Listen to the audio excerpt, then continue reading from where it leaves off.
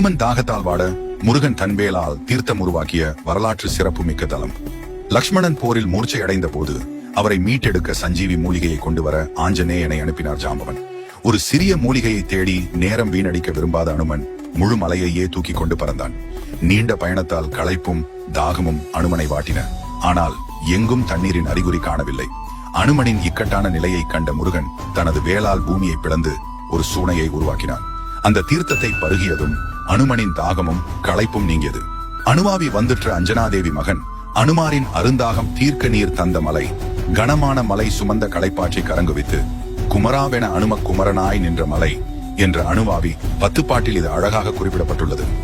அனுமனுக்கு முருகன் அருள் பாலித்ததால் அனும குமரன் மலை என்றும் பின்னர் அனுவாவி என்றும் அழைக்கப்பட்டது. அணு என்பது அனுமனையும் வாவி என்பது நீரையும் குறிக்கிறது. சுமார் 500 படிக்கட்டுகள் கொண்ட இத்தலம் கோவை மாவட்டம் பெரிய தடாகத்தில் அமைந்துள்ளது.